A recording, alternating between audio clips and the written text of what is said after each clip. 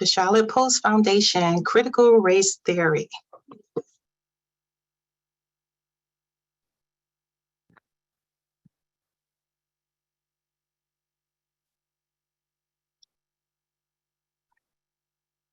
Good evening, everyone. My name is Linda Johnson, and I am your co-host this evening, along with Michelle Spears. We'd like to invite you and thank you for tuning in this evening for our conversation on the critical race theory. Tonight, we have Creed Center for Racial Equity and Education, James Ford and Jerry Wilson.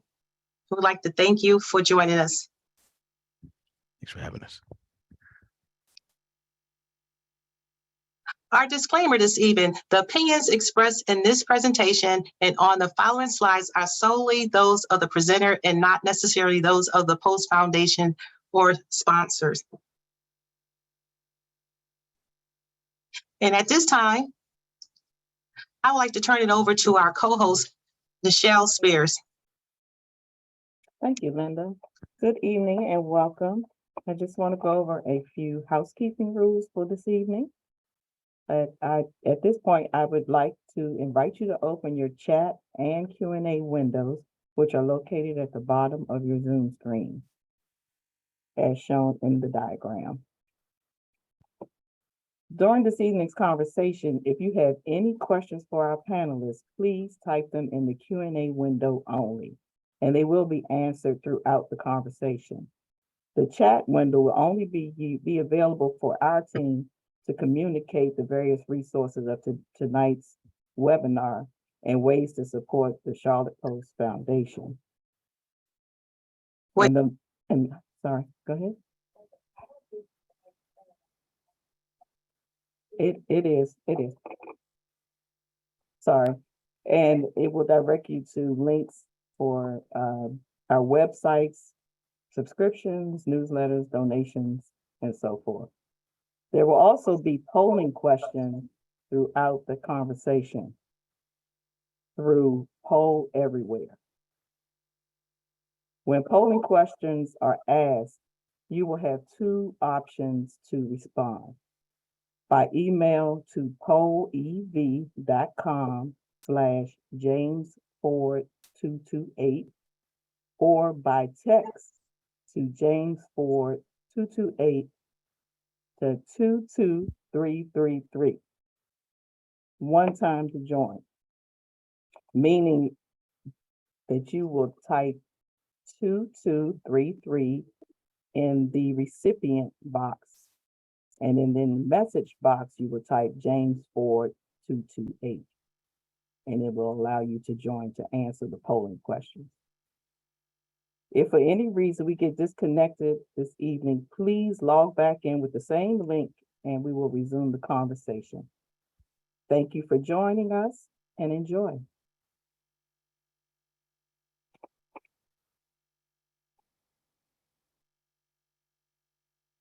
And at this time, I'd like to turn it over to the president, Gerald O. Johnson of the Charlotte Post Foundation.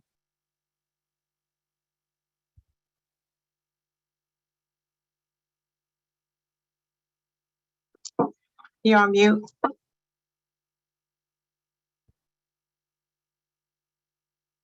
It's a little hard to hear me if I'm on mute. But anyway, I'm the president of the Charlotte Post Foundation. The foundation has three communication initiatives, education initiatives that we use that's on your screen now: the corrective education, community education, and continuing education. Corrective education is about helping children that are struggling with grade level issues, where we put them in after-school program to help them with that.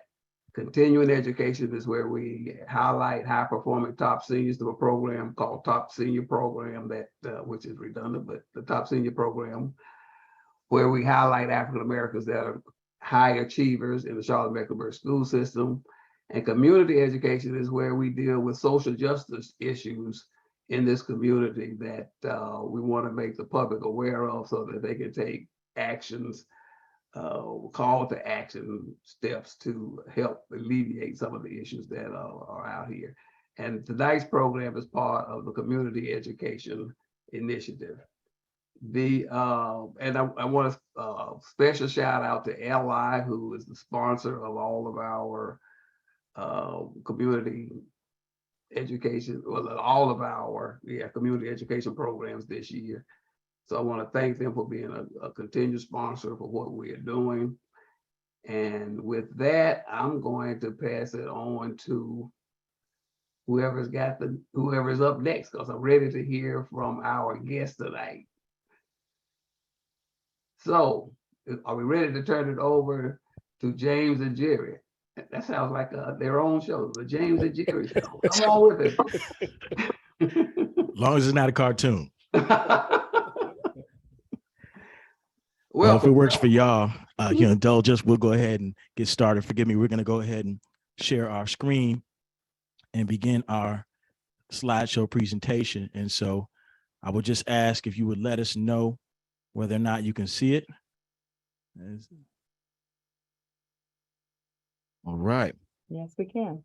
Well, again, we want to begin by saying thank you to you all, to the Charlotte Post Foundation, for allowing us to participate in this community education program. As mentioned, I'm James E. Ford, Executive Director at the Center for Racial Equity in Education, also known as CREED, and I'm joined by my colleague.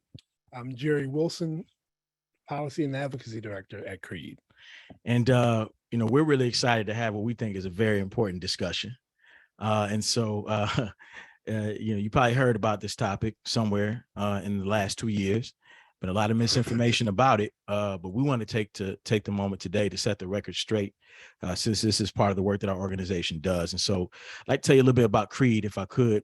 Center for Racial Equity in Education is a Charlotte-based, but a North Carolina-focused education nonprofit, and we exist to center students of color, inspire institutional change, and facilitate better educational practice to transform the education system. Simply put, we are trying to rid the education system in North Carolina of systemic racism. We do that in any number of ways, one of which is research, which we'll talk a little bit about today, and what I think qualifies us to have this conversation. Implementation work, which is really our way of connecting with community in ways such as this, and being able to shift practices, and then engagement.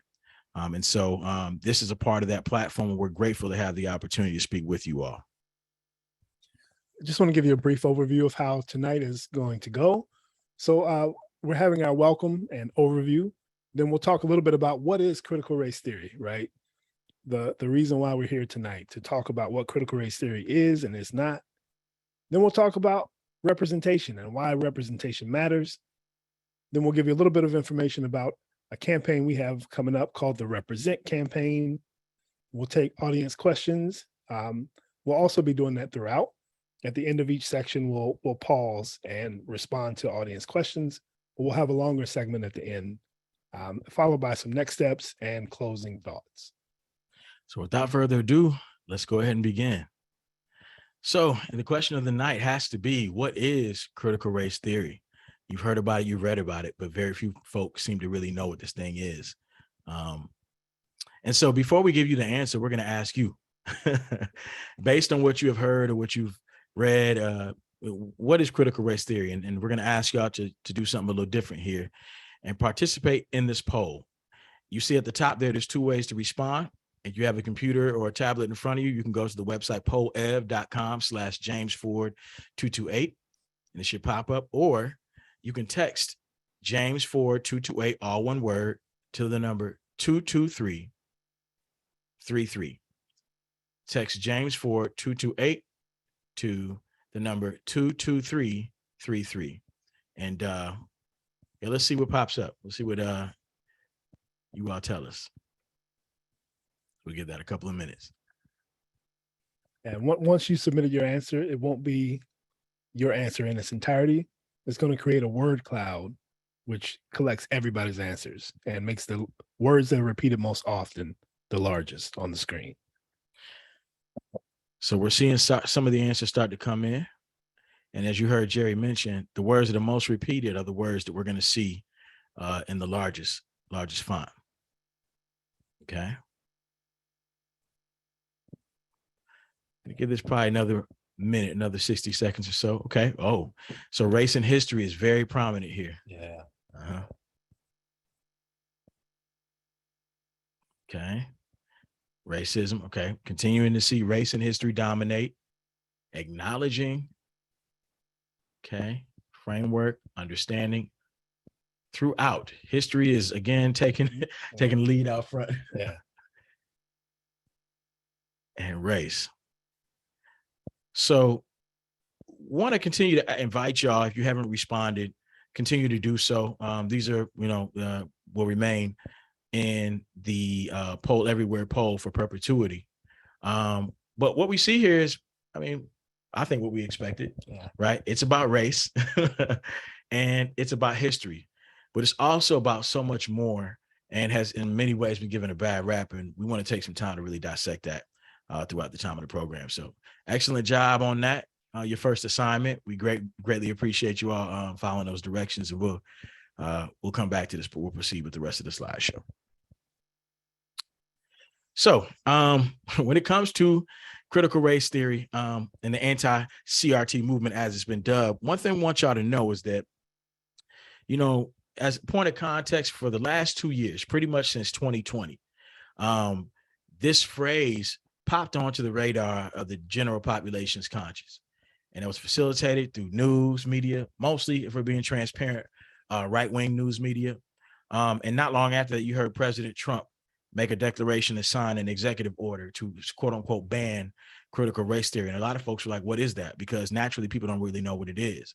But immediately after that, what you started seeing was a rash of book bans, all sorts of books being banned in local districts all over the country.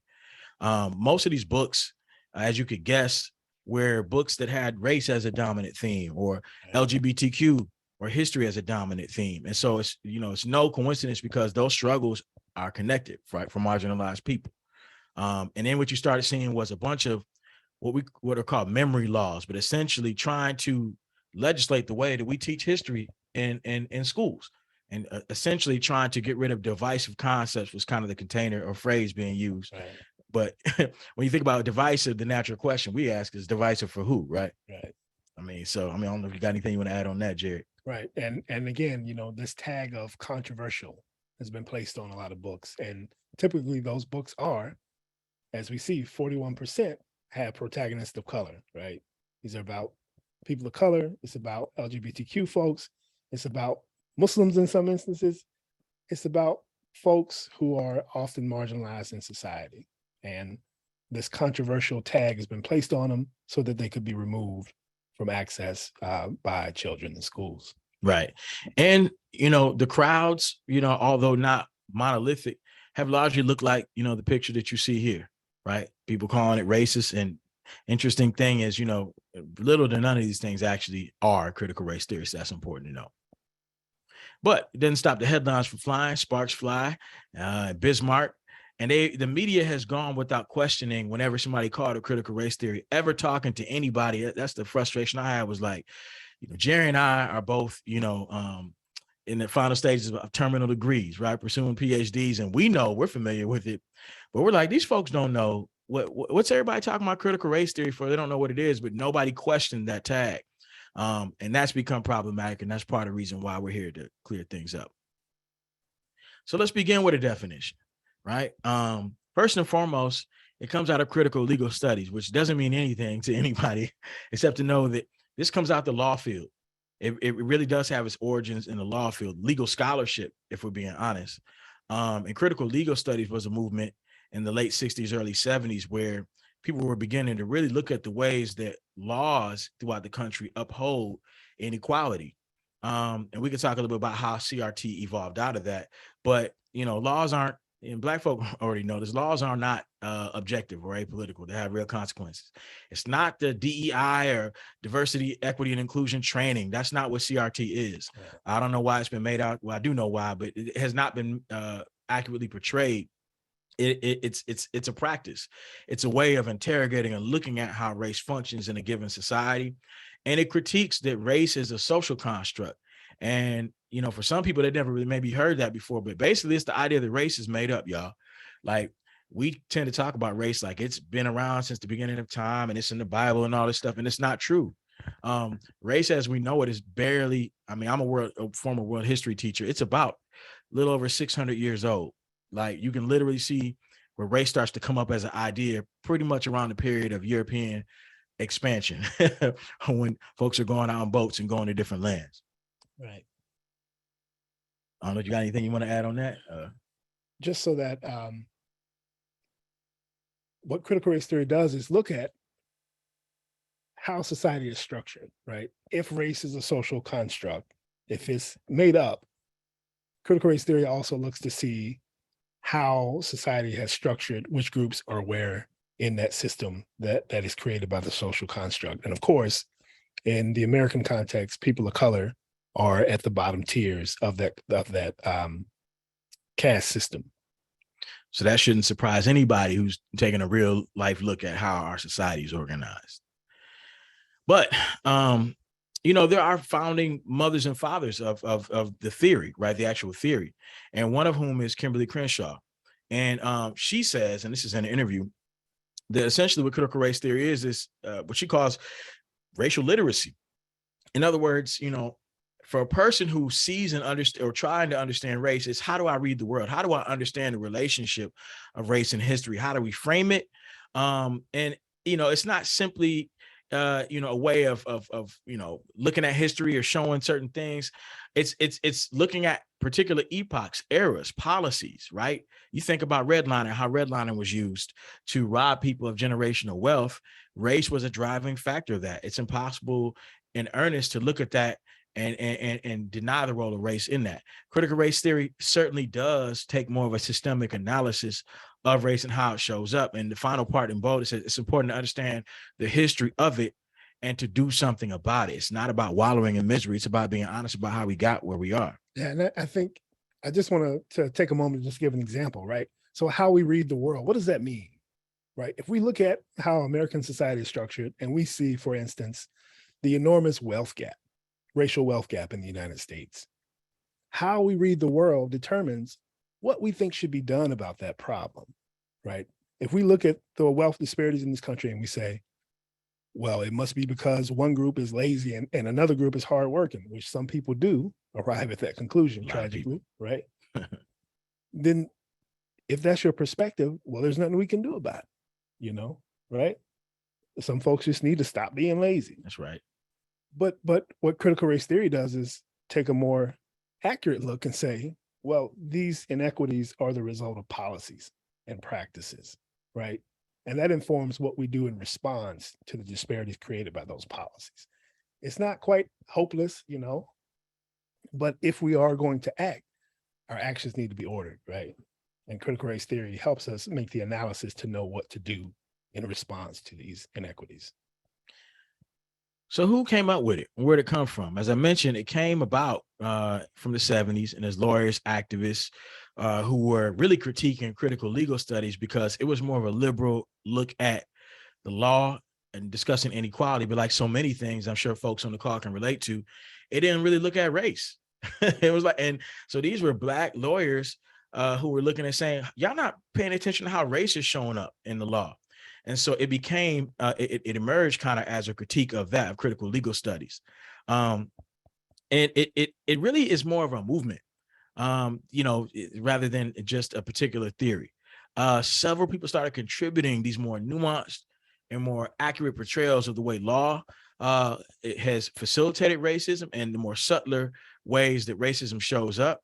And the thing about it is it's often portrayed as a Black thing, which is interesting to us because although Black people certainly were and are credited with being the founders of critical race theory, what it comes to be known as critical race theory, it actually is an amalgam of a lot of different people, right? You have different offshoots of it now. You have Latino, Latinx critical theory. You have Native or Indigenous critical theory. You have queer critical theory. You have all these other groups or other offshoots that have emerged as a result of that. And so pretty much any of the groups of colors you can think of, and including white folks, the critical whiteness studies is even a part of it, understanding the way that race functions. And so this is a look at even some of the founders, right? The key figures from the legal studies background. Derek Bell, in many respects, I think could be pointed to as kind of, the progenitor of what becomes critical race theory. But it's named by Kimberly Crenshaw, Richard Delgado, and then also, you might put Mari Matsuda up here as well, who's Asian. But what you see again is folks of color who have a little experience when it comes to encountering racism. And then Gloria Ladson Billings, Queen Mother Gloria Ladson Billings, in the education field, is kind of respected as a person who took it out of the legal setting and said, well, let's look at this, and it has a way of explaining education disparities according to race. Right. And so and she's also the mother of culturally relevant teaching, which is something different CRT. But yeah, I mean, so that's a little bit of history. So for those of y'all who kind of wonder, what is it, who were the founding fathers or mothers, these are the folks who are responsible in large regard. So excuse me, I just want to talk a little bit about the meat of it. What is the meat of it? What is critical race theory? So this list comes from a book written by Richard Delgado and a co-author. And this is not a standard list, right? Because it is a movement and not something static that lives in books, it's evolving. This list changes depending on who you ask, but these are some commonly agreed upon tenets or core principles of critical race theory. So the first is racism is ordinary. It's an ordinary part of everyday life in America. Oftentimes when there's a racist incident that's caught on camera or reported, there's this rush to say, well, it's a few bad apples, right? Critical race theory rejects that and says, no, this is the norm. This is standard. This is everyday life in America for people of color.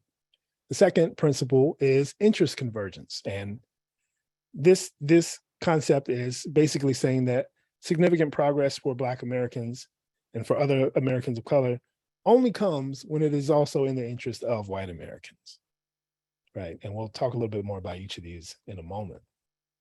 So the third tenet is the social construction of race, which James already mentioned.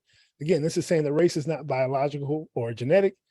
It's based on social thought and relations. It's how we interact with each other that determines racial categories. And the boundaries of those are not fixed, right? They're not fixed, as we see. Some groups who used to not be considered white in this country are now considered white, right? Italians, Irish, right, and Jewish folk, right. particularly Ashkenazi Jewish folk. So the fourth principle is intersectionality, and this is the notion that bias and discrimination are experienced differently based on multiple identities that people have, right? So the experiences of, let's say, a Black man like myself would be different from the experiences of a Black woman, right? Because of the intersection of those two identities of being a woman and being a Black person, it creates a unique experience that's different from mine as a Black man.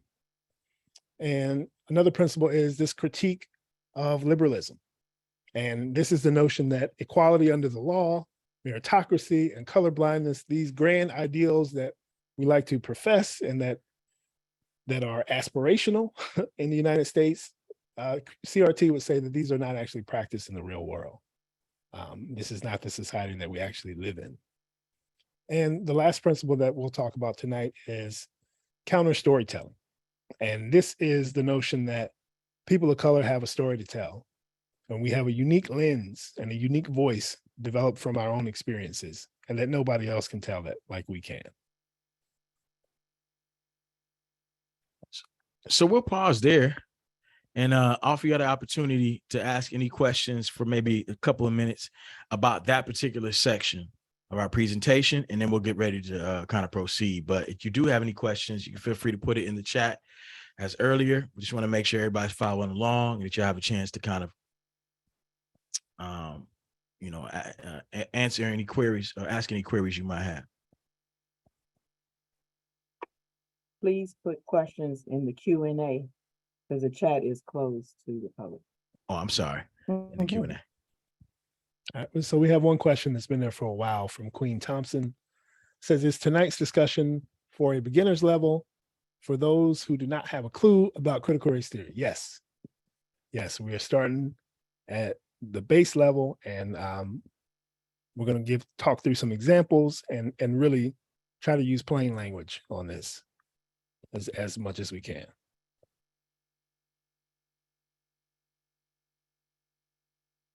Okay, we have another question. How do we approach someone who is talking about CRT and doesn't understand it?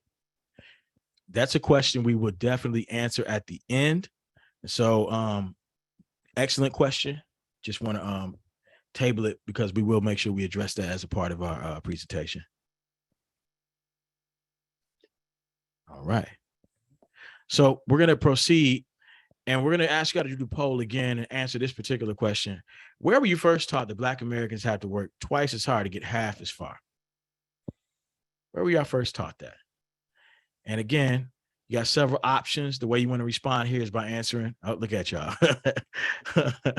Don't listen to me. Y'all already know what y'all doing. So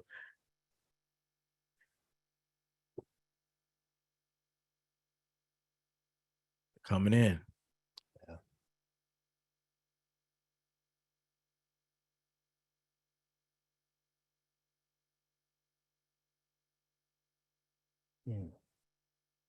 So far, 31% say at home. 38% say they were not taught that. They were not. Yeah, interesting.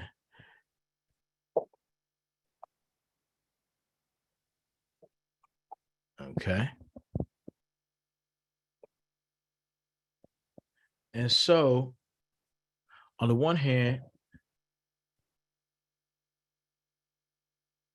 okay, that's a rapidly diminishing percentage. Okay, so y'all continue to answer that, but I mean, I think that unscientific poll, right? So again, how you answer this question depends on your identity, right? It really does. If you are a person of color or a Black person specifically, chances are you were taught this somewhere. If you are not, then maybe why you were not taught this. And this was one of our polls. We would have broke it out by race and demographic because that would inform, right, the perspective.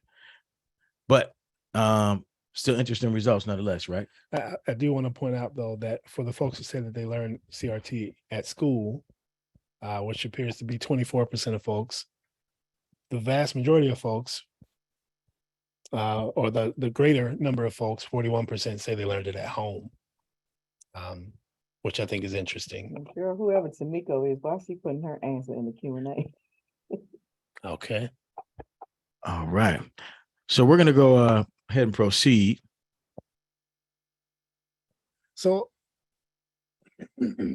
I mentioned that we were going to break this down into plain language, everyday language. So those tenets are these fundamental principles of critical race theory. But what do these actually mean in everyday language? So I'm curious to know how many of you have heard these phrases before or something like this before. So the first one is racism is as American as apple pie. If you've ever heard that before, think about where you might have heard it, right? And how your identity is shaped, whether or not you've heard it and where you heard it. But I've absolutely heard several people say that in several different contexts. But that is essentially the principle of CRT, that racism is ordinary, right? It's this notion that racism is not out of the norm. So the second one, the city only cares about Black areas when white people move in. Again, this is a thought that I've heard expressed in lots of different places and lots of different contexts. And this really equates to the tenet of interest convergence, right? It's this notion that government resources are only directed toward Black neighborhoods and communities when it's in someone else's interest and in the white community's interest, right? Those interests converge. So this third one is interesting, right? And you may not understand this if you are not Black. So your great aunt passed as white, right? This notion of passing. Some of you may have seen the movie that was released last year, right? With Tessa Thompson. And this notion that some Black folks have passed as white, which again speaks to the social construction of race. Because if race were biological, that would not be possible, right? Right. But because it is social in nature, it depends on how other people perceive you and engage with you. You are able to, or folks have historically been able to pass as another race. So this one, you know, I hear all the time, right? Black women have to deal with racism and sexism. That is absolutely this concept of intersectionality, right? Because it is a fundamentally different experience for Black women dealing with those two isms than it is for Black men who may only have to deal with one of them. And so the next one is Black people have to work twice as hard to get half as far, which again, many of you heard at home and learned at home. That is this critique of liberalism, this notion of meritocracy, and challenging that notion of meritocracy to say that, well, no, it's not actually true that however hard you work is how far you go. There's an asterisk on that, right? There's some complications. And then lastly, nobody can tell our story like we can. You know, my parents told me that growing up often. And that really relates to this tenet of counter storytelling, this notion that if we don't speak for ourselves, our stories will not be told. And our stories are often counter to the dominant narratives. And that's what the counter storytelling, or often what's referred to as counter narrative storytelling, is. And so this is very flowery language, very high level stuff, but really it's not. This is, like Jerry has just pointed out, it's really grounded in our experience, which is kind of the point, I think. Right. And that's exactly the point. Critical race theory emerges from the Black experience. These principles are based on lived realities of Black and brown people in this country. And many of us learned the principles of CRT at home, at the knees of elders, in barbershops and beauty salons, in churches or mosques, at the bank when we go to apply for loans, while walking down the street as a Black person, in our daily interactions with individuals and institutions. But most Black folks did not learn the principles of CRT in school, if you were educated after a certain point, right? Right.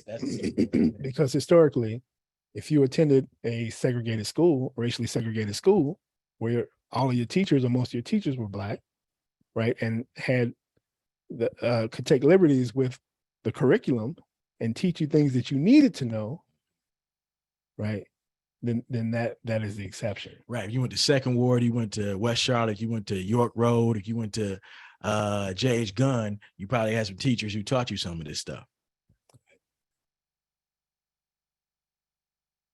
So I want to talk a little bit about what critical race theory looks like in action, right? So we're going to talk through an example of interest convergence, and it's going to trouble a dominant narrative, right? So as James is mentioning, this notion of counter stories is about countering the dominant narratives that most people in society believe. So this is one of them, right? We've all heard about the Brown versus Board of Education Supreme Court decision. It overturned this doctrine of separate but equal that was set by the Plessy versus Ferguson decision 60 years earlier. And it meant that laws that required racially segregated schools were now unconstitutional, right? And this quote from Chief Justice Earl Warren at the bottom, I think really hits the nail on the head. We conclude that in the field of public education, the doctrine of separate but equal has no place. Separate educational facilities are inherently unequal. So you see the lawyers for the plaintiffs celebrating on the steps of the Supreme Court. The Brown decision was a landmark case that significantly improved educational experiences for Black students. Most people would not question that, right?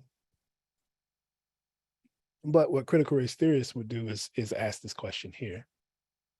Whose interests were served by the Brown versus Board of Education decision? So if we dig a little deeper, we see that when right around the time when the decision was released, the United States was engaged in the Cold War with the Soviet Union, and they were desperate to improve their public image. You see the image on the right? This was part of a Soviet propaganda campaign in which, excuse me, officials, whenever they would be criticized, Soviet officials, whenever they were criticized about living conditions or the viability of communism or alleged human rights abuses, they would always respond by saying, in America, they lynched Negroes, right? There was no argument that American officials could make to criticize or critique the Soviet system that would not be returned with that reply. So actually, the Justice Department filed what are called amicus briefs in the Brown court case, right? The United States government, the Department of Justice, filed arguing that it was in the nation's national security interest to eliminate segregation in public schools. And you see the quote from the Secretary of State, Dean Acheson, that says, the United States is under constant attack in the foreign press, over foreign radio, and in such international bodies as the United Nations because of various practices of discrimination against minority groups in the country. So what you're saying is essentially, it's not necessarily that there's a real change of heart and that the power holding folks in the country really believed in social equality. It's that the United States had to protect its international image if it was going to win the war against its adversaries. that's what this evidence appears to point to. Okay. And how do we know that? Well, if there were actually this massive change of heart, we wouldn't have seen what we saw in response to the Brown decision. So what do we actually see? We saw massive resistance. We saw campaigns of white Americans around the country opposed to desegregating schools. And we saw, as in Virginia, some counties shut down their entire school systems rather than allow white children to attend school with Black children. Of course, y'all know the story here in Charlotte of Dorothy Counts. And what you see there is a picture of her being one of 4 children in Charlotte Mecklenburg schools in 57 to attempt desegregation. And for those that don't know the story, you should. It's Charlotte history, right? To bring that up, it's not critical race theory. It's being honest about the way she was received, being spat upon, being, jeered and harassed, right? So it's just being truthful about the history and how the nation received Black folk attempting to achieve a little bit of equality. And I think it's important to note also that as a result of the Brown decision, we see devastation on Black teachers, right? Across southern states and in some border states, over 38,000 Black teachers lost their employment as a result of the Brown decision. And many Black schools in Black communities, which serve as de facto community centers, were also closed.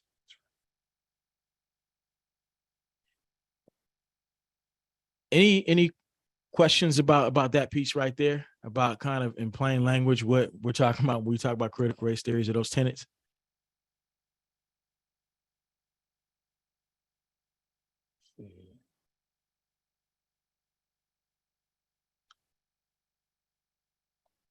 It says, one question says, is it fair to say that anti-CRT is a form of genocide? What better way to get rid of a people than to deny their history? I mean, that's strong language, but I don't think it's inaccurate, right? If we're talking about wiping or erasing people, right? Certainly erasing them from historical memory is one way to erase people, right? Right. And of course, anything that we do to how people understand history automatically impacts how people understand their future, right? Right. The reaction and the impact of these challenges to accurate history are going to be felt going forward, and that's, who knows what the result of that will be, right? That's right. See, we have one that says, CRT can cause resentment in young people, regardless of color. Interesting. Is that a question or? So the question is there an age when youth are mature enough to appreciate CRT? So I'll be honest in saying I disagree with the premise. And I want to ask, how old do we think that Dorothy Counts was in the picture right here? Or Ruby Bridges? And ask, right? I mean, because the question is, when you say, are we, what's the age that youth, and here's a question I would rebut, is which youth, right? Because it assumes that youth are not already learning the function of race and myself, I learned how race functioned when I was desegregating schools in the 80s at 5 years old, and it was being called the N-word. So again, that question, respectfully, I think comes from a place that assumes youth is white youth, Right. you know. And I've heard the saying, if my children are old enough to experience racism, Yeah, then everybody else's children are old enough to learn about it. Right. that's fair. All right, so you want to proceed? Okay. Yeah. For interest of time, we'll proceed. We're gonna do one more poll. How many teachers of color, Black, Asian, Latinx, Indigenous, did y'all have growing up? Just want to know that, particularly the note that Jerry left off on. I think it's really, really important. You see the denominations there. This is another poll where I would love to see it broken out by age. Right. Because if y'all went to school prior to 65 or 71, I think that will greatly influence the response to this particular question. Right. That is correct. All of mine. That's critical race theory, Mr. Johnson. You can't talk about that.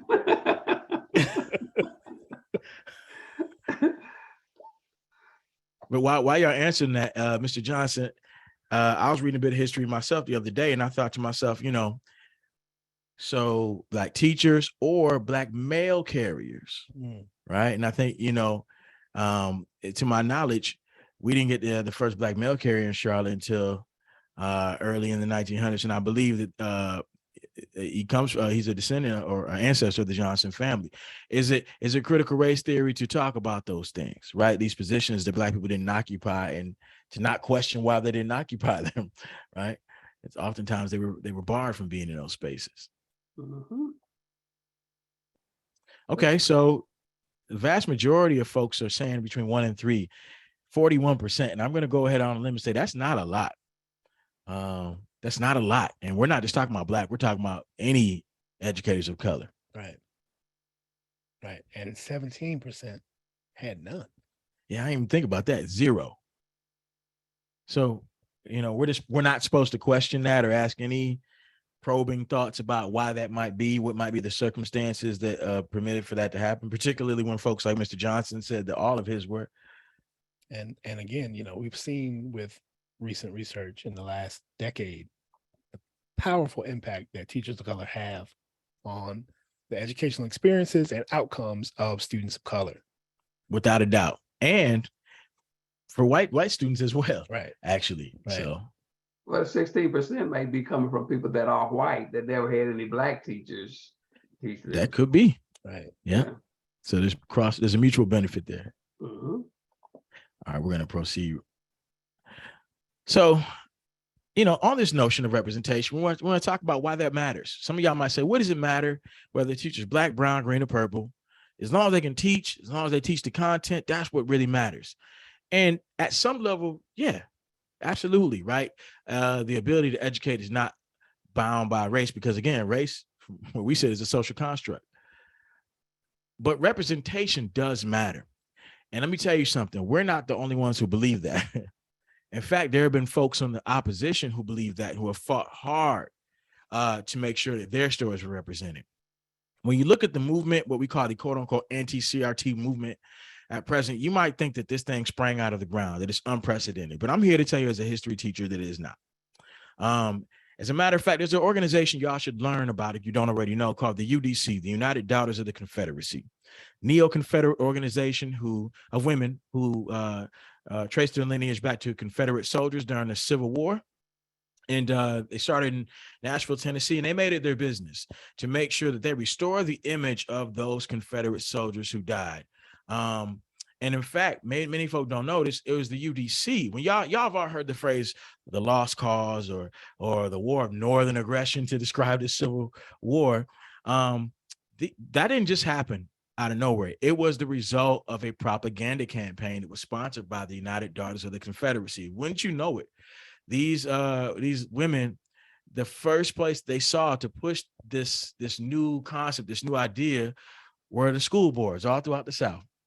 They traveled through the South, and anytime they found a narrative that they thought countered, right, the idea of this being a noble cause, and led by virtuous men, they raised a firestorm, and they protested, and they created letter writing campaigns, essentially trying to get school boards to adopt their own propaganda. They had their own text, their own approved texts, their own materials.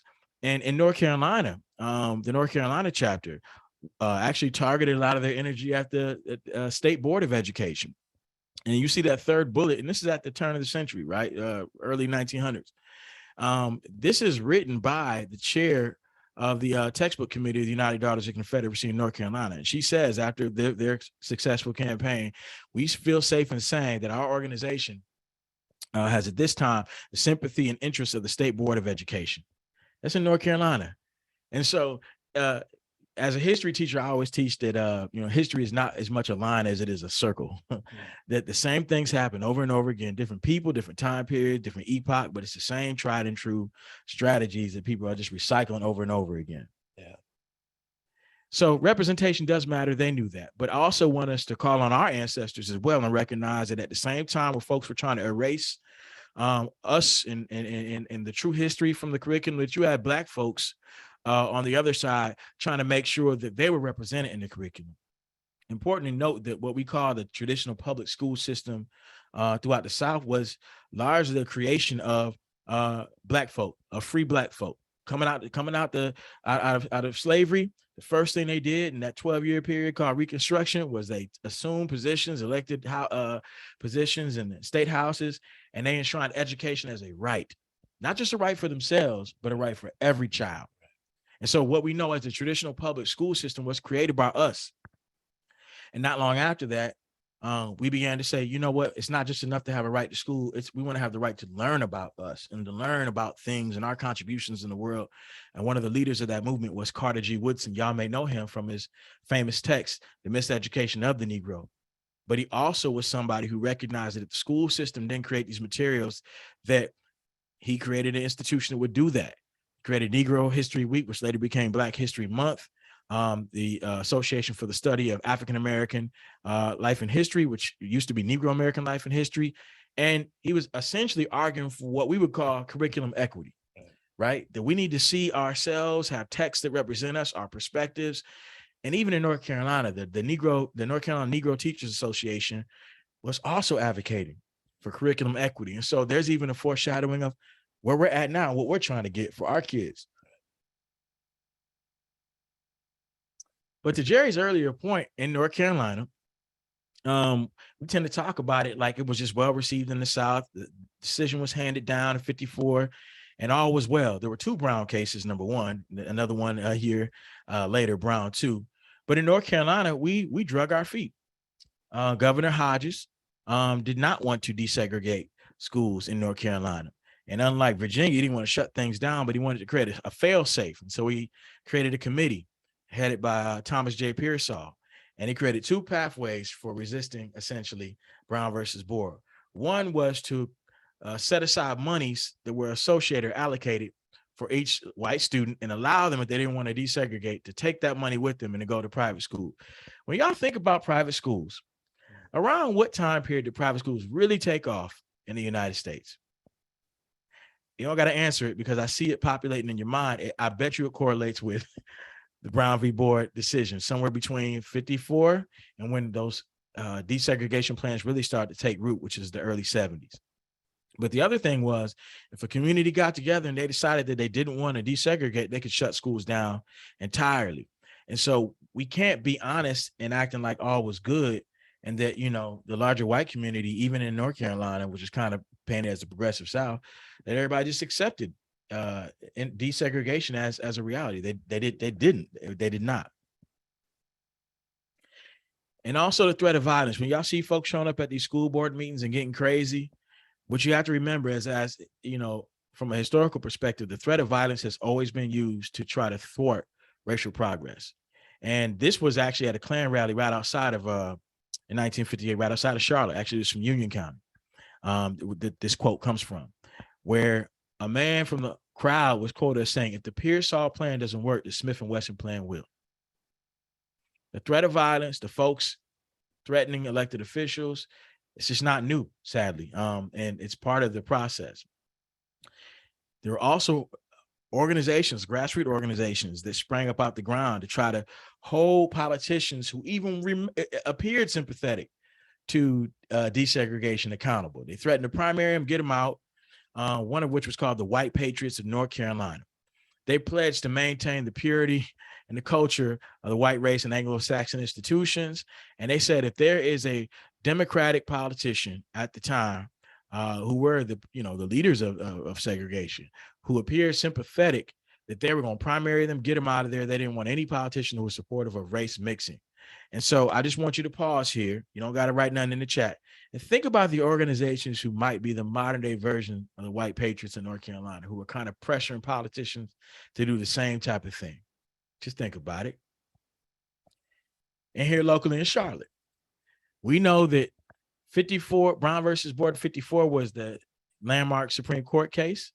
But in Charlotte, our Supreme Court case that really set the stage for the rest of the country desegregating was U.S. Supreme Court case Swan versus Charlotte-Mecklenburg, filed by Darius Swan and other families who essentially attempted to desegregate Seversville Elementary. That case, originally tried in 1969, in a federal court, basically said that, Charlotte had to desegregate and that buses could be used as a remedy, but was appealed all the way to the Supreme Court in 1971. When white parents in Charlotte caught wind of this, they immediately organized themselves and they targeted school boards. They said that they were going to run candidates who were averse to desegregation, and they were going to support these candidates and they were going to push them. And wouldn't you know it, all three of the candidates that they pushed, they won in the local Charlotte-Mecklenburg school board election. And so when you see folks deploying the school board strategy, again, it's not new. Charlotte, we have a history as well. And so these tricks really come from a very thin playbook. It ain't deep. It's just a matter of us making sure we go back and retrieve the history and know what to do to be on guard against those things. And I have to be honest here in saying that the recent evolution of this is being sponsored and promoted by a network of think tanks, far right-wing think tanks, some of which you see listed up here, and organizations that you see listed up here, who are largely responsible for this recent surge that we've seen in the past couple of years. There's a book up there that you should check out called Democracy in Chains, written by a Duke professor that pretty much gives you that this is a 50-year strategy that's been in the making pretty much since Brown versus Board of Education. But, you look at organizations even like Moms for Liberty, who are a national organization who, if you just do a Google search in Tennessee, tried to ban books about Martin Luther King, books about Ruby Bridges, who just had a national convening in Florida over the summer, Florida, which has kind of become the front line of fascism and erasure. And the keynote speaker was none other than Ron DeSantis, the same person or governor who's embroiled in a scandal right now for allegedly busing migrants up to the Northeast. And these are all facts, right? These are things that can be well researched, but these are the institutes, Chris Rufo from the Manhattan Institute, largely responsible for the most recent propaganda campaign and all the disinformation. And so I prepared to kind of conclude my portion, and then Jerry could talk about our pivot. But if you want to talk about a divisive racial theory that's really been dominating, it really isn't critical race theory. It's a theory that's known as great replacement theory. And I'll just break it down to you pretty simply as this. Anytime there's any sort of cultural movement in the direction of the rapidly diversifying country we know as the United States of America, that no longer positions whiteness as the norm or as the dominant culture, there's the allegation that it's a conspiracy to replace white folk, that they're trying to push them into extinction, that with incoming immigrants and people marrying across racial lines and the changing culture, that it's an encroachment on white folk.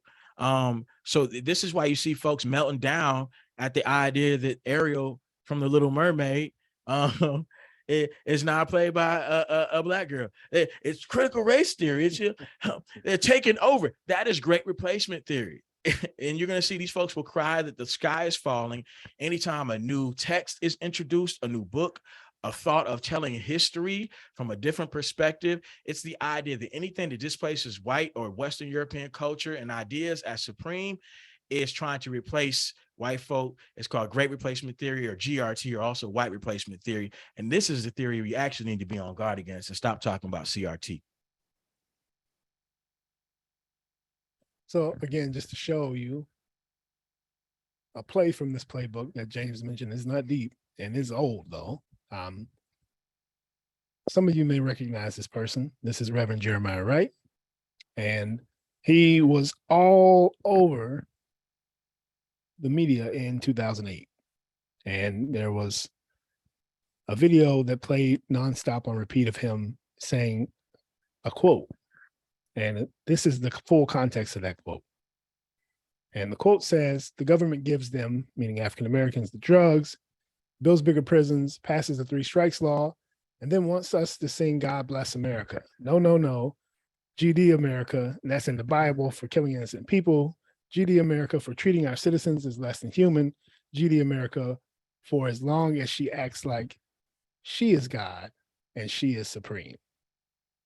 So why is Reverend Jeremiah Wright famous? Why was he in the news and on every single TV screen in 2008?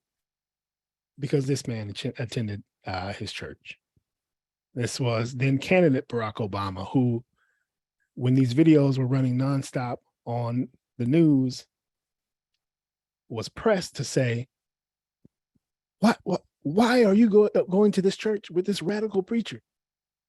And eventually was forced to give a statement. And you see then candidate Obama's statement at the bottom, where he says, what became clear to me is that he was presenting a worldview that contradicts who I am and what I stand for. So essentially, what President Obama, then candidate Obama, is saying is that that comment does not represent him and that it's extreme. But if you've been to a Black barbershop, you've heard somebody say something close to that, right? That perspective is very forcefully worded, but it is not absolutely in the extreme of the Black American experience, right? So what was the response after Obama's denunciation of Reverend Wright? We see the headlines. Obama strongly denounces former pastor. Obama denounces statements of his pastor as inflammatory. So again, that's that designation, right? Controversial, divisive, inflammatory.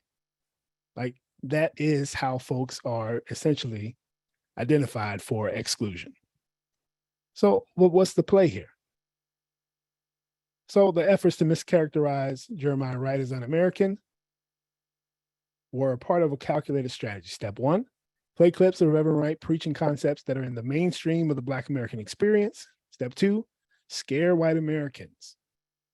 Step 3, accuse Barack Obama of being radical for having attended Wright's church. And then step 4, urge Obama to denounce Wright and his remarks. So what's achieved by this?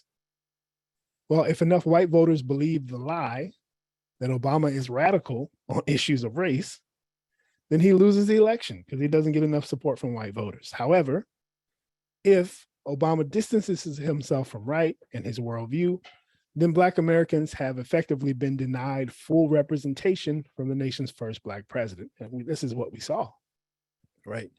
Throughout his entire presidency, President Obama was backpedaling on issues of race because he was running from the accusation that he was only concerned about the interests of Black Americans, right?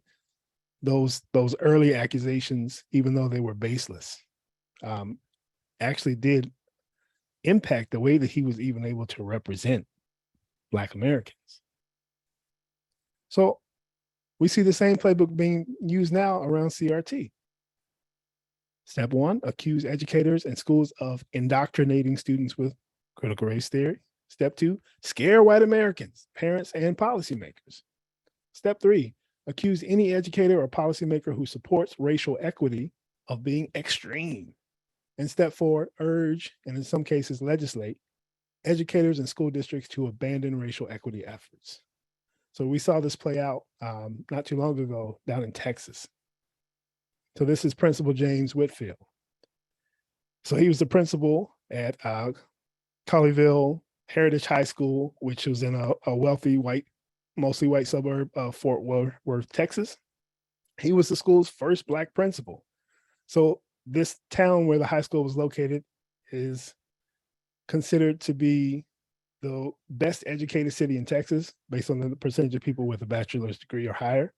It was constantly voted one of the safest cities in America.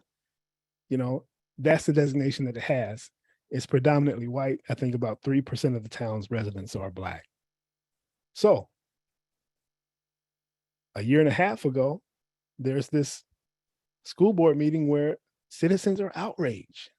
And this is a quote, a representative quote from a white community member. Because of his extreme views, right? Again, this tag of being extreme. I asked that a full review of Mr. Whitfield's tenure in our district be examined and that his tenure be terminated immediately. So what ultimately became of this accusation? Well, the school board proposes the non-renewal of his contract because he was accused of promoting critical race theory. And shortly after that, beloved Black principal fired and ludicrous critical race theory spat. Again, the first Black principal in the school's history. So we see that playbook playing out time and time again, because essentially these efforts that are in opposition to critical race theory, supposedly, are actually in opposition to racial equity efforts. It isn't critical race theory that folks have a problem with. It's representation of Blackness. And we know that because CRT is based on the lived experiences of Black people. So what has been dubbed CRT is actually Black people being themselves. So with that, we want to kind of, and we'll pick up the pace a little bit here because we know I want to leave some time for questions and whatnot. But we're pivoting away from the language of CRT. We know what it is. We spent the time talking about what it is and what it is not. But we know this is really about representation, and we're demanding that we continue to represent.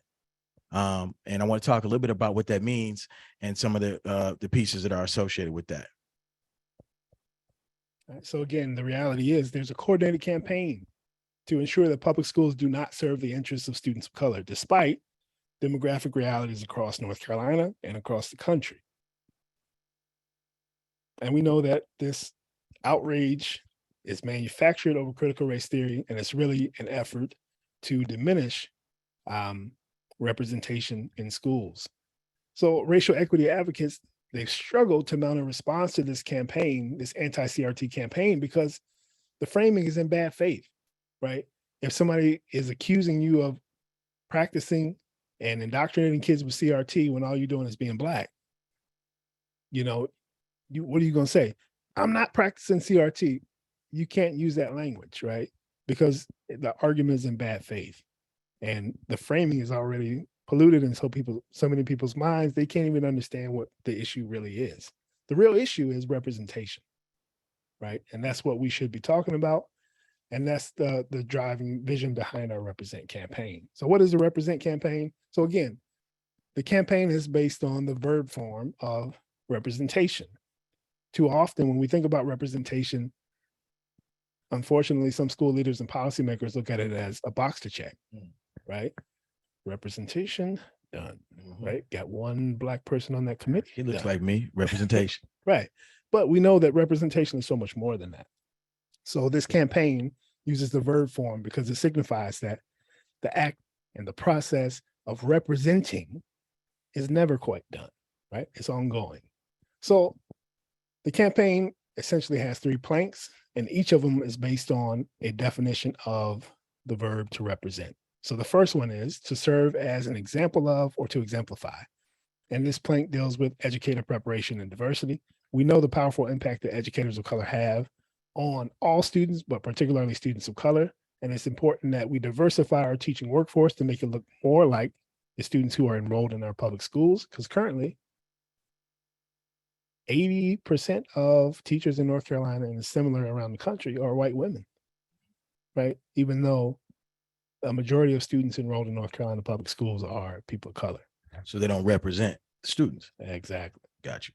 So the second plank is based on this definition of to portray or depict, to present the likeness of. And this is about curriculum and policy equity.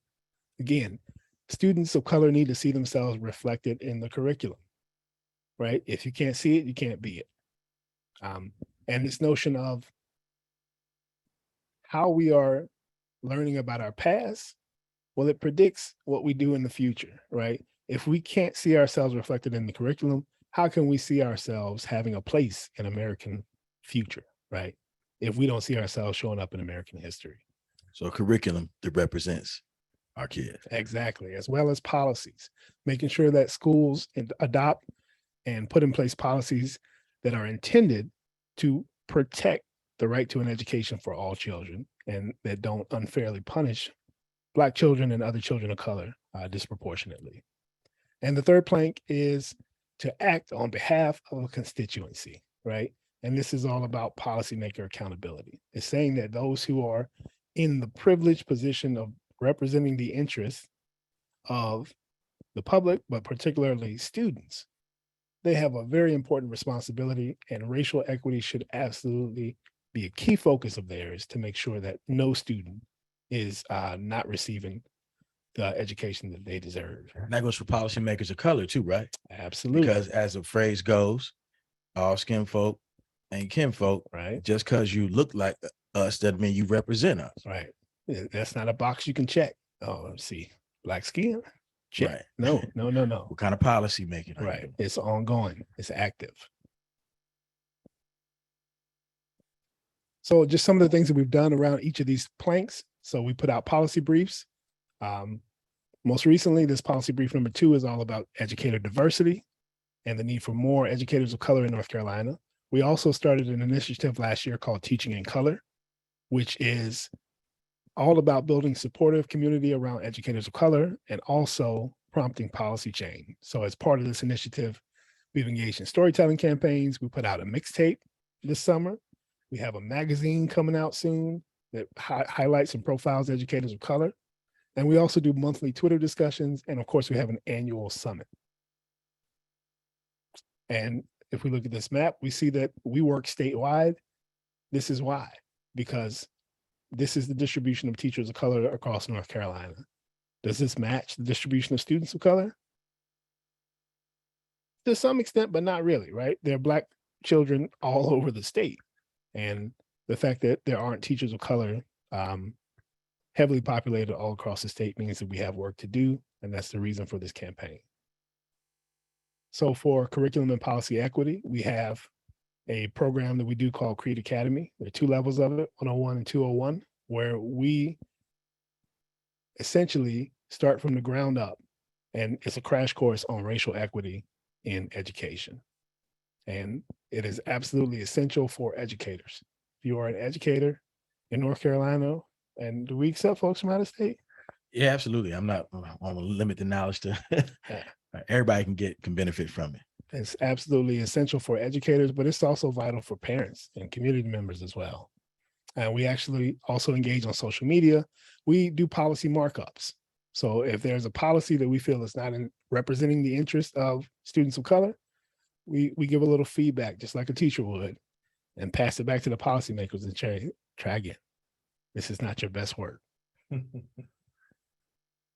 And so just briefly, again, with the social studies standards and HB 324, we were active in pointing out how students of color were not represented in efforts to delay the social studies standards, but also efforts to implement HB 324.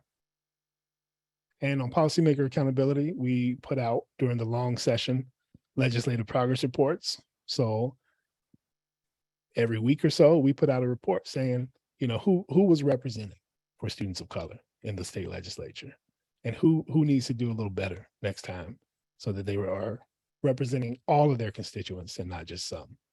And on the right side, we do have a tool on our website where you can find your local school board. We're expanding this to where it'll be even more helpful and more informative. But right now, if you want to find out where your school board is and who's on your school board and how to get more information about those folks, you can go to our website right now and find that information.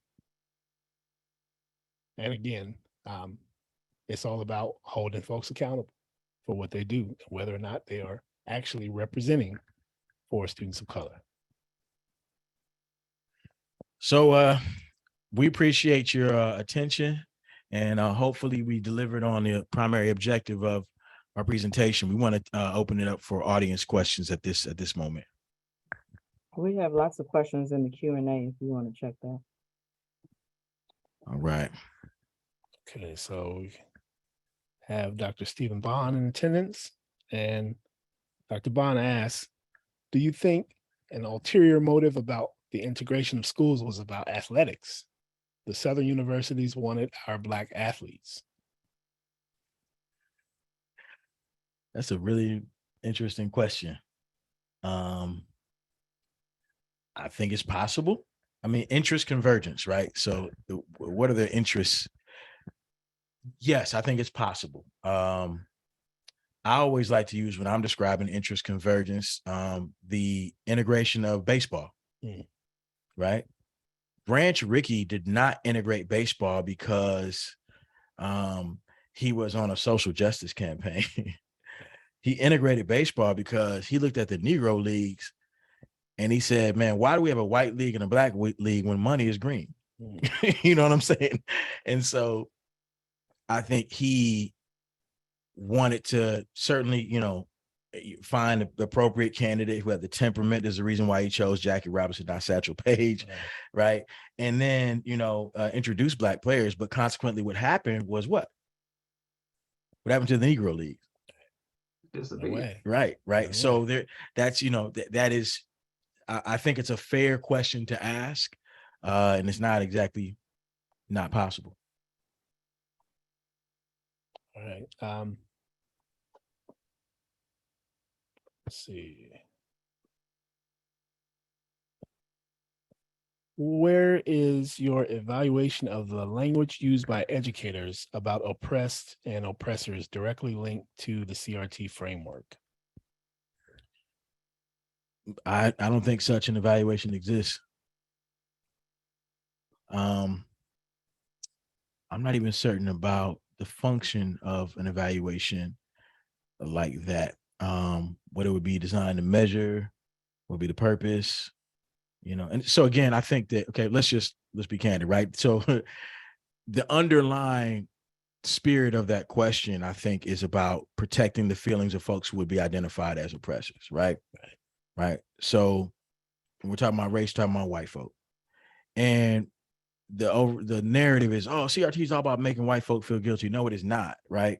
I don't think guilt is a particularly useful emotion, number one, right? It doesn't do anything. But I do think it is unreasonable to expect that that white folk are to come away feeling flowery and feeling, the warm fuzzies when we're engaging in conversations that really are complicated and oftentimes dark, right? The expectation that we protect the feelings of white folk, I feel like it is actually an exceptionally racist proposition, because it asserts that I ought to hold superior the feelings of white folk and disregard the lived realities of Black folk and other folks of color. That in and of itself, that is a inherently racist request. Right. We'll see. Folks are asking if the slides will be available to view again. Well, I think the webinar is recorded. No, It's recorded, and everybody in attendance and everybody that registered will get the recording. Thank you, Brother Johnson. So we have a clarification from that question earlier about which age children are mature enough to learn about CRT. The person is saying that I, as a Black man, experienced more blatant racism than my children who are now in their 40s. He says he did not share some of his more egregious experiences with his children until they were grown. Even today, he feels resentment when he thinks about how his ancestors were treated but he is mature enough to manage his resentment. So I guess from the perspective of a Black parent, when is it appropriate to teach your children about the reality of race in this country? We have a podcast episode, shameless plug, that just came out featuring Dr. Rhonda Bullock from We Are, organization out of Durham that does work, anti-racist work with children. And she talks about how two things, like, on the one hand, you do got to balance developmentally when it's appropriate to introduce some of these weighty topics, but our children, and we both have 4 children, they understand basic concepts of fairness and of justice, right? And I think it's okay to broach and introduce those sort of concepts, because kids know that they don't want their friends or folks who they're in class with to be treated wrongly or to be maligned or for somebody not to get what's just and is fair. I do think our coping mechanism, I'm speaking as Black folks, African Americans in particular, sometimes we do hold that stuff, and we don't want our kids to experience the trauma that we went through, because, you know, some of us are still working through some of that stuff, like self included. Yeah. So I think it's fair. Okay. Let's see.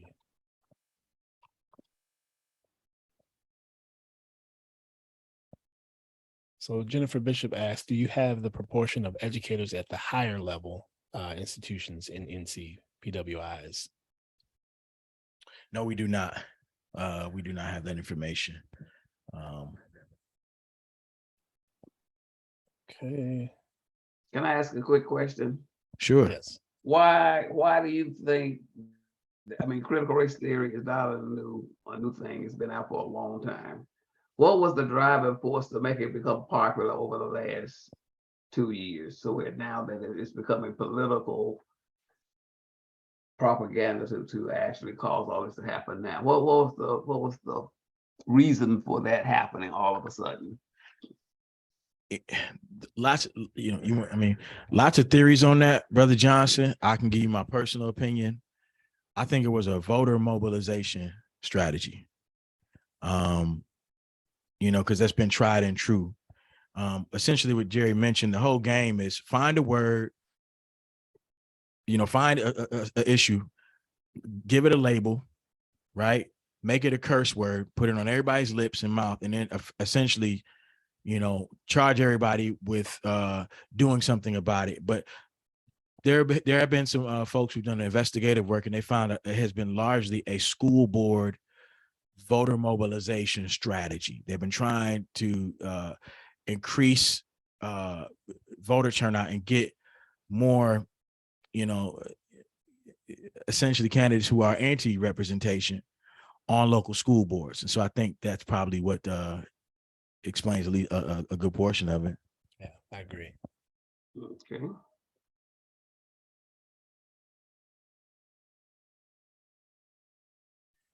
Well, there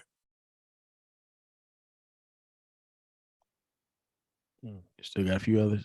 A couple ones. Yeah, they still coming in here. Okay.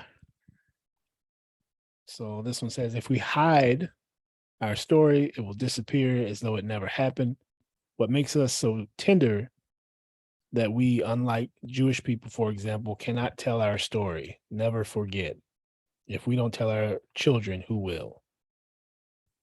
Okay. And someone says, do you think that teaching young children CRT would cause a divide between different races in class? So not teaching children accurate history has already caused lots of divides between children in class, and children are actually divided. We have another policy brief coming out soon talking about essentially tracking, and how even in schools where it appears to be somewhat racially balanced, kids may be in the same school building, but that doesn't mean that they're taking the same classes. They aren't in classes together, right? Because of tiered tracks. So certain learning opportunities are available to some students and that are closed off to other students, typically students of color. And again, if we're talking about how people understand themselves and their own history, telling people inaccurate information or not telling them anything, is devastating, right? If I'm trying to make sense of the world, if I'm a person of color and I'm looking around to see these disparities in our society, and I'm trying to figure out what to attribute those to, if I'm not taught anything about actual policies and actual histories that have shaped and made these things a reality, who do I blame? Oftentimes myself. Right. So this notion that we can't teach accurate history because it might make white children feel bad, that is ensuring that Black children and brown children feel bad about themselves and continue to feel bad about themselves, either because they wrongly blame themselves for the inequities in society, or they just don't see themselves reflected at all. Right. That was a beautiful answer. The only thing I add on to that is we've done some polling in North Carolina, and actually majority of voters across all racial groups don't think that teaching about racism would create more division. They actually think it would create more empathy and understanding. We're talking about overwhelming majorities of a sample size of about 530 plus registered voters in North Carolina. So, I mean, just wanted to add that on there. I would also add that a lot of the people that aren't children are finding this out for the first time themselves because they're learning history at a later stage, and so that they're learning this as kids are learning this, and so that stat that you just gave is surprising. Okay, so we got a question from Yasmin Forbes. Do you feel in some cases that representation can be a part of Derek Bell's interest convergence theory? Yes. So Derek Bell, actually the first, second or third chapter of his book, Faces at the Bottom of the Well, really critiques this idea of representation, saying that, and there was a time period where our elders, the biggest dream that they could dream was to have somebody who looked like them in positions of power or decision-making. If we could just elect a Black person for a set office, if we could just get a person in that position in the C-suite, right, then things will change for us. But what has happened is that, y'all laughing, but I'm telling the truth. In more recent times, what's happened is that a lot of them folk who jump out there look like us, we realize, like, and this goes back to this represent campaign, they don't represent us. They're just as crooked, or they're not sticking, they're not pushing the policies. And so Derek Bell early on was really criticizing that, what Cornel West calls Black faces in high places. And so we're not making an essentialist argument that says if you're Black, you're automatically going to do what's right for Black people, because that's ridiculous. There's good and Black people like it's good and Black white people and everybody else. What we are saying is that, to say, more teachers of color per se, because of the culture, because of the experiences we come from, we tend to approach that work differently, but it's not a guarantee. There are Black folk who are in the classroom who are doing damage too. And so representation can backfire if we don't engage that critically as well. Absolutely. Let's see.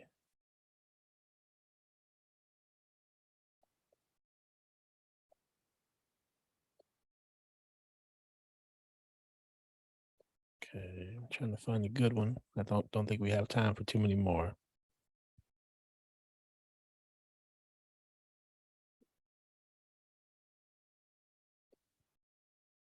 Okay. Go ahead. I'm sorry. No. You got one more question? So this says, data has been weaponized in anti-CRT movement to give us a false sense of how people really feel. To your more recent point about NC voter data, what should people who aren't social scientists look for when looking at survey data in the news about racial equity issues? This is a great question. Great question. And my personal encouragement is always ask who. Parents don't want their kids learning about who, which parents, because oftentimes people make statements and those statements be doing a whole lot. Parents is doing a whole lot in that statement right there. Which parents are you talking about? Because what we've seen is that Black parents absolutely want their kids to learn about the stuff we're talking about. So oftentimes people are saying things and they're talking about a particular group, but they're using language to get away with it. And so you don't got to be a social scientist, but I think always hammering home who, or just being critical, asking questions, why, how, who. And you'll find that a lot of times when you ask for that sort of detail, that people are using general language to talk about very specific groups of people. Right. Make sure it's what we call disaggregated. The data needs to be broken down by groups, right? Because that matters. Because as we know, our identities shape our experiences and our perspectives. And parents is a really broad category. Like same thing with educators, right? So always ask which educators, which parents. And we, as an encouragement, if y'all want to learn, the Represent campaign will be launching at the end of the month, beginning of October. And you'll have toolkits in there about discussion, questions to ask candidates for certain offices, key discussion points. There'll be signage in there as well. If you'd like to stay in tune with the work of Creed and the materials that we release, you can sign up for our newsletter to stay connected as well. Anything else? I just wondered if I could just show that last slide in the presentation. I'm gonna have to charge you, but go ahead. Uh-oh. He said, ain't nothing for free.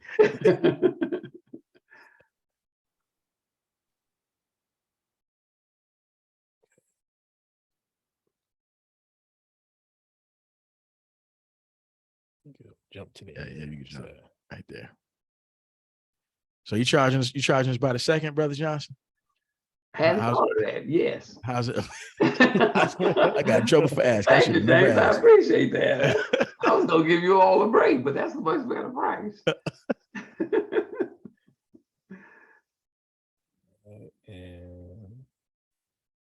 And it's all recorded. Okay, so hopefully y'all can read fast. Okay. Yeah, like James mentioned, Represent campaign starts at the beginning of October. We'll have all of those materials he mentioned. Something else you can do to engage, you can donate diverse books to your local school for the library or for classroom bookshelves. You can also urge your local school board to increase representation in the staff and learning materials. You can show up to the local school board meeting with questions, right? Ask, what is the plan to hire more educators of color? Is there a plan, right? And if you need help finding out information about your local school board or when they meet, use a tool on our website to get that information.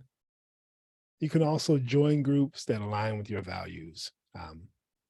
Some groups that we work in coalition with, the Education Justice Alliance, Empowered Parents and Community, Every Child NC, Latinx Ed, ISLA, and North Carolina Parent Teachers Association, and an organization called Village of Wisdom out of Durham that's doing some wonderful work advocating for Black genius. But please be civically active, I guess it will say. We ain't gonna tell you what to do or who to vote for, but we would encourage you all to vote and consider us a resource if you ever have questions about alignment to the things that conform to the values of racial equity. Great call to action steps, gentlemen. Great call to action, and we all should heed to what was just said. And having said that, we are basically out of time. I'm gonna turn this over to Linda and Michelle, but Jerry and James, great presentation. Thank you. Thank you so much. Thank you. Yes, we want to say thank you, James Ford and Jerry Wilson, for this program this evening. You guys provided a lot of great information. I guess there will be hopefully a part to this conversation. And so at this time, we'd like to share with you some of the upcoming events for the Charlotte Post. Come join us as we celebrate our 25th silver anniversary with the Charlotte Post Foundation. This will be held Saturday, October 8th at the Hilton Uptown. Join us as we celebrate 25 years of honoring some of Charlotte's best citizens while raising funds to support foundations, corrective, continuing, and community education initiatives. This year's honoree is luminary Jean Woods, President and CEO at Atrium Health, and Educator of the Year, Malika Brewer, Ridgewood Middle School. This will be a great evening, good food, and we have live entertainment provided by Adrian Crutchfield. You can go to our website. We still have tickets available, and we want to thank you for taking time out to join us this evening. Our contact information is on the slide deck here. Thank you again for attending. And at this time, this concludes our program for the evening. And the foundation information is in the chat. Thank you.